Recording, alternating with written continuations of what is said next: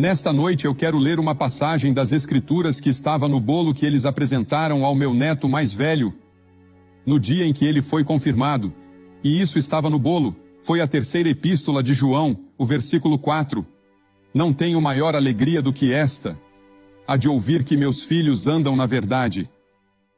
É claro que João estava falando daqueles jovens convertidos a quem ele chamava de filhos. Mas aqui podemos aplicar isso às nossas famílias e aos nossos próprios filhos. Você sabe, na outra noite um casal de 20 anos se casou na sexta-feira à noite em Ohio. Eles vieram para Toronto em sua lua de mel, participaram da cruzada na terça-feira à noite e responderam ao convite para receber Jesus Cristo. E o conselheiro disse que o marido imediatamente começou a assumir seu papel como líder espiritual do lar porque disse: "Nós vamos entrar na palavra de Deus."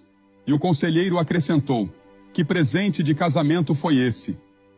Houve um homem aqui na outra noite que é um dos principais instrutores de karatê na África do Sul, a caminho de casa para Joanesburgo, e depois de fazer algumas aulas de atualização no Japão, ele parou aqui por 2 dias. Ele participou da cruzada, aceitou Cristo como seu Salvador. Com 41 anos, ele disse: "Estou correndo de volta para Joanesburgo para contar à minha esposa e família que encontrei Jesus Cristo." E temos tido história após história. E se eu tivesse tempo nesta noite, eu contaria mais algumas histórias de pessoas que encontraram Cristo aqui nesta tremenda cruzada em Toronto durante estes dias. Mas eu quero ir rapidamente ao que compõe um lar feliz, ou como você pode ter o tipo certo de lar. E o primeiro ponto que eu gostaria de destacar é que Deus realizou o primeiro casamento no Jardim do Éden. E foi ideia de Deus ter uma família desde o princípio. Antes das cidades e governos, da linguagem escrita, antes das nações, templos, igrejas, existiam famílias, e a família é a instituição mais importante do mundo. O primeiro milagre que Jesus realizou foi em um casamento em Caná da Galileia. E Jesus estava destacando a importância do lar, porque se o lar desmorona, a nação também vai desmoronar. Foi meu privilégio no outro dia conversar com o primeiro-ministro deste país e hoje com o premier da província de Ontário. E em ambas as ocasiões foi interessante como chegamos à ideia de que o lar é a unidade básica e que o lar não pode ser separado da saúde da nação ou da província. Muitos hoje estão torcendo as mãos em medo e insegurança. Mas mais importante do que o que acontece em Wall Street ou no que acontece nas Nações Unidas é o que está acontecendo com nossas famílias. No lar, o caráter é formado, a integridade nasce, os valores pelos quais vivemos são esclarecidos. Metas são estabelecidas, atitudes são formadas que duram por toda a vida. Seu lar está construído sobre um alicerce sólido? Essa é a pergunta que quero fazer. Lembra do homem sobre quem Jesus falou, que construiu sua casa sobre a rocha? Sua casa está construída sobre a rocha? Seu lar está seguro nesta noite? Ou está cheio de tensão? Está prestes a se desfazer? Tivemos mais casais vindo à frente aqui que estavam vivendo juntos sem casamento, ou mais casais vindo à frente aqui que estavam separados, e mais casais que estavam divorciados, que vieram aqui juntos e foram reunidos, do que em quase qualquer cruzada que realizamos em muito tempo. E isso me indica que este é um problema crescente em Toronto, e é um problema crescente nesta parte do Canadá, assim como nos Estados Unidos e em outras partes do mundo. O terceiro ponto que gostaria de destacar é que nossa vida moderna coloca pressões tremendas sobre o lar e a família. Você conhece algumas das pressões que o lar enfrenta hoje. Isso me lembra de Neemias, capítulo 4, onde a Escritura diz: "Há muito entulho, de modo que não podemos construir o muro." E vemos entulho por toda parte. Entulho na televisão, nos filmes e nas revistas, zombando do lar, zombando do casamento, tratando com leviandade uma das instituições mais sagradas de todas, o casamento. E Deus indicou de uma ponta a outra da sua palavra que, quando o lar falha, a sociedade vai falhar. E eu te digo isto: a menos que tenhamos um avivamento espiritual e nossos lares sejam renovados, a nação será destruída. Não há como escaparmos do juízo de Deus. A menos que voltemos a lares cristãos ou tementes a Deus. Você sabe, estamos vivendo em cidades hoje Em todo o mundo, as pessoas estão se mudando para as cidades. Quando eu era menino no campo, eu podia observar meu pai trabalhando e era incluído nesse trabalho. Hoje, um homem vai trabalhar em uma fábrica ou em um escritório e sua esposa também sai para trabalhar e muitas vezes os filhos nunca veem nenhum dos dois fazendo seu trabalho e nunca se tornam parte disso. Nas pequenas comunidades rurais de antigamente, todos conheciam todos. Professores e pais eram amigos. Mas a mãe trabalhadora ou a família com duas carreiras já é uma realidade entre nós. E muitas vezes é impossível escapar disso por causa dos impostos, da inflação e de todo o resto. Para conseguir sustentar a família, em muitos casos ambos os pais precisam trabalhar. Mas Ezequiel 16 diz: tal como a mãe, tal é sua filha. Tal como a mãe, tal é sua filha. O que indica que nós, como pais, devemos dar o exemplo diante de nossos filhos, na leitura da Bíblia, na oração, na integridade,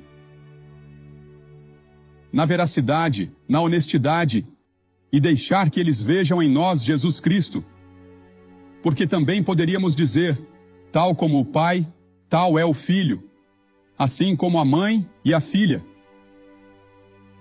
E nós temos essa responsabilidade como cristãos. Mas hoje estamos glorificando o fato de não casar. Li outro dia que 1.500 casais estão vivendo juntos nos Estados Unidos, sem qualquer intenção de se casar. E o número de casamentos está diminuindo. E o número de divórcios está aumentando. Até que um de nossos grandes sociólogos disse recentemente na Universidade Columbia que talvez não tenhamos mais lares até o final deste século. Pode ser algo do passado. E o sexo hoje é tratado por muitos como um apetite físico, a ser satisfeito completamente separado de qualquer relacionamento significativo, como se você saísse para comprar um hambúrguer para satisfazer o apetite. Da mesma forma, sai para ter relações sexuais. Isso não foi de forma alguma o que Deus quis que fosse. É um dom sagrado de Deus para ser usado dentro do matrimônio. Mas há um ataque satânico contra a família hoje. Mesmo famílias cristãs estão sentindo isso. Nunca ouvi tantas histórias de famílias cristãs enfrentando tanta tensão e tanta dificuldade. Nunca tivemos tantos livros nas prateleiras dizendo como resolver nossos problemas familiares ou sexuais como temos hoje.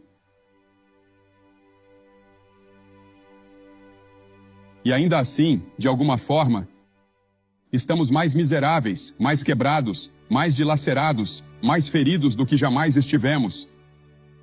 Por quê? Porque não levamos em conta a palavra de Deus. Porque Deus estabeleceu as regras e os regulamentos para um lar bem-sucedido e feliz. E nós os quebramos. Pensamos que poderíamos fazer de outro jeito e descobrimos que falhamos. Vamos voltar à Bíblia. Vamos voltar à palavra de Deus e construir nossos lares sobre este livro e sobre o Deus que realizou o primeiro casamento. O quarto ponto que eu gostaria de destacar é que a família ainda é a instituição mais duradoura do mundo. Historicamente, a família sobreviveu a todos os ataques. Mas muitos hoje querem amor sem compromisso. As pesquisas mais recentes indicam que os jovens podem estar voltando aos relacionamentos e compromissos familiares. E isso é muito encorajador. Talvez a maré esteja começando a virar. Eu oro para que sim. Eu creio que está começando a mudar nos Estados Unidos. E fico feliz em ver isso porque, veja, mesmo na Rússia e na China, onde professam o ateísmo, estão descobrindo que não podem construir uma sociedade forte sem o lar. Eles experimentaram, no começo, viver sem lares. Zombaram do casamento, mas agora mudaram de ideia. E então a quinta coisa que eu gostaria de dizer é que a família precisa de ajuda e encorajamento. Deus está interessado na sua família, no seu casamento, nos seus filhos. Ele nos mostra os ideais e os objetivos para a família e está disposto a nos ajudar. Esdras disse: Então apregoei ali um jejum, para buscarmos dele um caminho direito para nós e para nossos filhos. Buscar a vontade de Deus para sua família. Foi isso que Esdras estava fazendo, buscando a vontade de Deus para sua família. Você já buscou a vontade de Deus? Você já se ajoelhou e entregou seus filhos ao Senhor repetidas vezes? Você os reúne para devocionais em família? Ou você tem vergonha disso, ou se sente hipócrita demais para fazê-lo? O que te impede de fazer isso? Porque está provado estatisticamente que nos lares onde há leitura da Bíblia, oração e frequência à igreja todos os domingos, há apenas um divórcio em cada 400 casamentos, enquanto a média nacional nos Estados Unidos agora é quase de 1 em cada 2 casamentos. A resposta é Deus. A resposta é espiritual. A resposta é entregar seu coração e sua vida a Jesus Cristo, como pais, como filhos, para que cada membro do lar conheça Jesus Cristo e ame a palavra de Deus. E então o próximo ponto que eu gostaria de destacar é que o relacionamento marido e mulher é a chave para o sucesso da família. Quase todos os psicólogos ou sociólogos com quem falei, e os livros que li, indicam que o lar só vai tão alto quanto o relacionamento entre o marido e a esposa. Os filhos vendo amor entre o marido e a esposa. Veja, muitas pessoas se casam sem nenhuma ideia do quanto isso é um erro, e lançam os alicerces do fracasso já no início do namoro. Tenha cuidado com quem você anda e com quem se apaixona. Tenha certeza de que ele ou ela teme a Deus e ama a Cristo. A Escritura diz: não vos prendais a um jugo desigual. Quantos de vocês tentaram e falharam? É necessário haver unidade espiritual. Existem 3 pessoas que compõem um casamento: o marido, a esposa e Deus. E tenha certeza de que Deus está no seu casamento. Veja, muitos estão se casando com alguém com quem tem pouquíssima chance de ter um casamento bem-sucedido. A revista Seventeen fez uma pesquisa há algum tempo com jovens rapazes e perguntou a eles várias coisas. Uma das perguntas era: o que você quer que sua namorada tenha no primeiro encontro? A resposta número 1 foi: um corpo bonito. Eu diria que, para mim, a resposta número 1 seria que ela amasse o Senhor com todo o coração e com toda a mente. Muitos se casam sem estarem cientes dos ideais e objetivos que Deus estabeleceu para o casamento.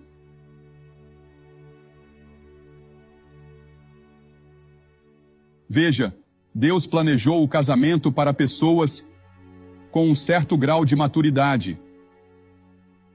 Agora, você pode ser maduro com 17 anos, você pode ser maduro com 18, e pode ser completamente imaturo aos 40. Eu vejo alguns adolescentes de 40 anos andando por aí, e há muitos deles. A Escritura diz: por essa causa deixará o homem seu pai e sua mãe. Você precisa ser alguém pronto para deixar emocionalmente o lar.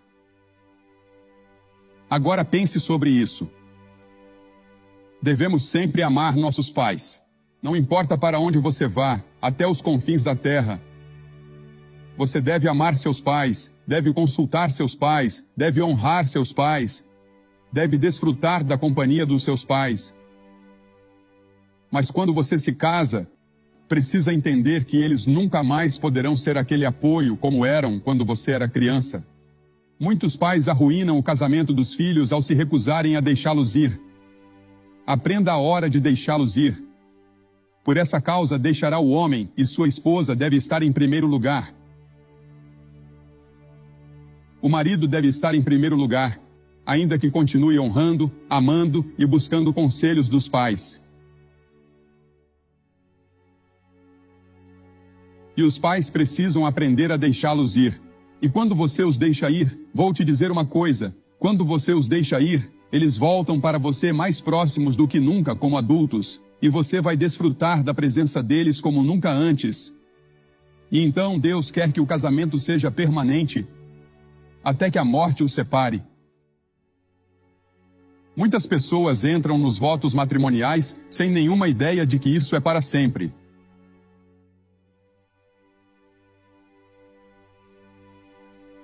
Um jovem no altar do casamento pensando consigo mesmo: se isso não der certo, eu me divorcio. Sim, tensões vão surgir. Vai haver aquele período de adaptação, e você vai continuar se ajustando pelo resto da vida. Haverá problemas. Haverá desentendimentos. Mas vocês devem aceitar as falhas um do outro. Sua esposa não é perfeita e seu marido não é perfeito. Você descobriu isso depois de uns 2 dias. Aquela primeira manhã em que você a viu de bobs no cabelo, e aquela primeira manhã em que ela te viu acordar com os olhos inchados. E nem sempre é romântico. Mas devemos estar juntos em um relacionamento que Deus formou. Tornamo-nos uma só carne. E muitas pessoas que estão casadas há muitos anos se amam tanto, estiveram tanto tempo juntas, se conhecem tão bem, que começam a se parecer fisicamente um com o outro. Isso é realmente verdade. As pessoas dizem que eu me pareço com a Ruth. Se isso for verdade, estou ficando bem bonito. E vou te dizer, quando passo 2 semanas sem vê-la, ela parece mais bonita do que nunca. Mas deve haver um compromisso para a vida toda quando você vem a Cristo. É para sempre. Repita isso para si mesmo. Para sempre, para sempre, para sempre, até que a morte nos separe. Nunca aceite a ideia de separação e divórcio se você conhece a Cristo. Ele pode manter vocês unidos.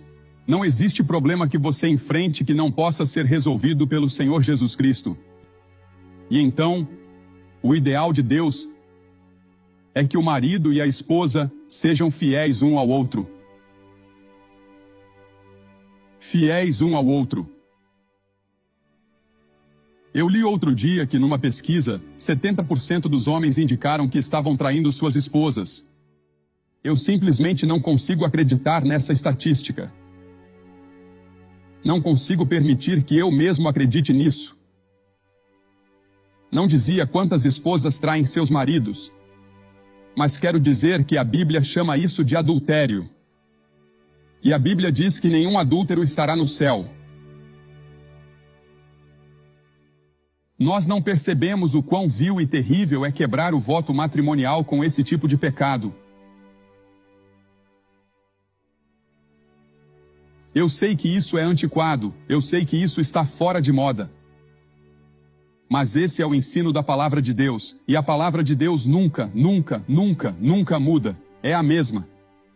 Deus não mudou em todos esses séculos. Você acha que Deus está mudando toda a sua natureza para se adaptar aos seus pecados? Não.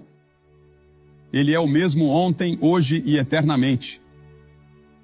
E o mesmo Deus que odiava os pecados de Sodoma e Gomorra, odeia os pecados que estamos cometendo hoje nos países pelos quais eu viajo, porque isso é mundial.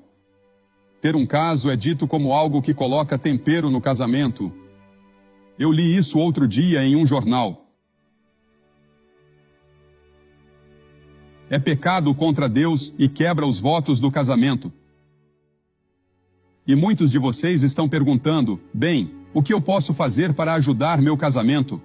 O primeiro passo é entregar sua vida a Jesus Cristo. Deixe que Ele entre na sua vida. Você diz, mas como eu faço isso? Nós vimos centenas e até milhares aqui em Toronto virem a Cristo. Esteja disposto a se arrepender dos seus pecados. Esse é o primeiro passo. Reconheça que Deus ama você, apesar dos seus pecados, apesar do seu fracasso. Ele ama você e está disposto a perdoar, mas você precisa estar disposto a se arrepender. E essa palavra arrepender significa mudar. Mude sua mente, mude a direção da sua vida e determine que vai colocar sua vida sob o senhorio de Cristo. Se você falhou no lar, Se você falhou como pai ou mãe, se você falhou como marido ou esposa, ou como um filho obediente no lar, entregue sua vida a Cristo nesta noite e permita que Ele entre no seu coração e te ajude a ser o tipo certo de marido ou esposa, ou o tipo certo de filho. Um homem veio à frente em Las Vegas para fazer seu compromisso com Cristo. Ele e a esposa estavam nos tribunais de divórcio. E ele ligou para ela e disse: "Gostaria de te ver." E ele disse: "Gostaria de resolver essa questão do divórcio." E ela não entendeu o que ele queria dizer. Então eles se encontraram e foram ao mesmo restaurante em que estiveram antes. E eles se apaixonaram novamente. Ligaram para seus advogados e disseram: "Cancelem tudo, estamos sendo reunidos em Cristo." Isso pode acontecer com você. Talvez você e sua esposa não tenham se separado, mas espiritualmente vocês estão separados. Emocionalmente vocês podem estar separados. Psicologicamente separados. Deixe Cristo entrar e unir vocês novamente. E então nossos filhos precisam de ajuda. Nossos filhos precisam de ajuda. Eles precisam do seu amor. Sabe, eu ouvi um psiquiatra dizer algo há muitos anos que me ajudou. Ele disse: "Seus filhos podem chegar a um ponto em que eles se rebelam, porque a maioria dos filhos chega a um ponto em que estão buscando sua própria identidade e podem se rebelar por 3 ou 4 anos, ou 5 anos, talvez um pouco. Talvez alguns se rebelem de forma intensa." Esse psiquiatra disse: "Deixe que eles saibam que você desaprova, mas que você os ama. E quando eles passarem por esse ponto de rebeldia e encontrarem sua própria identidade, o amor ainda estará lá. Deixe o amor de Cristo dominar sua família, dominar seus relacionamentos dentro da família, e você pode ter um lar maravilhoso. Não é tarde demais para restaurá-lo. Não é tarde demais para mudar. Você pode começar esta noite. O que você precisa fazer? Estar disposto a se arrepender dos seus pecados e receber a Cristo pela fé no seu coração. Perceba que eu disse pela fé. Você pode não entender tudo. Pode não entender o que eu quero dizer quando digo: aceite a Cristo pela fé. Você não precisa entender tudo. Venha com uma fé simples, como a de uma criança. Como uma criancinha confia no Pai, você confia no Pai Celestial. Coloque sua mão na mão dele esta noite e diga: nesta noite, eu quero Cristo. Veja, Ele morreu na cruz por você. Ele derramou seu sangue por você. Ele ressuscitou dentre os mortos. E Ele está vivo. E a Bíblia diz que Ele voltará novamente. Creia nisso e aceite isso. E Ele está disposto a vir, pelo Espírito Santo, e viver no seu coração nesta noite, agora mesmo. Você não precisa viver a vida cristã sozinho. Você não precisa ser esse marido sozinho, ou essa esposa sozinha, ou essa criança sozinha, ou esse adolescente sozinho. Cristo entrará no seu coração, agora mesmo nesta noite, se você permitir. E nesta noite úmida, fria e molhada, que momento maravilhoso para deixar Cristo entrar no seu próprio coração e você se tornar o tipo certo de marido, o tipo certo de esposa, o tipo certo de filho ou filha. Eu vou pedir que você o receba agora. Vou pedir que centenas de vocês se levantem do seu lugar agora mesmo e venham até este campo e fiquem aqui como um momento de reconfirmação ou um momento de receber a Cristo. Seja qual for o seu motivo para vir, você pode ser membro da Igreja Anglicana, ou da Igreja Unida, ou da Igreja Pentecostal, ou da Igreja Católica, ou você pode não ter nenhum histórico religioso. Eu não sei quem você é, mas eu vou pedir que você venha e diga: nesta noite, eu quero Cristo no meu coração. Eu quero que Ele seja o meu Senhor e o meu Mestre e o meu Salvador. E eu quero voltar e ser o tipo certo de marido e o tipo certo de esposa. Eu quero que Ele perdoe o meu passado. Eu quero que Ele me transforme. Eu quero ser o tipo certo de jovem dentro do lar. Eu tenho sido rebelde contra os meus pais e eu não tenho vivido a vida cristã em casa, mas eu quero, a partir deste momento. Você pode estar aqui com seu noivo ou com a pessoa amada e vocês querem dedicar suas vidas juntos a Cristo. Venham. Enquanto pessoas já estão vindo, levante-se e venha agora mesmo.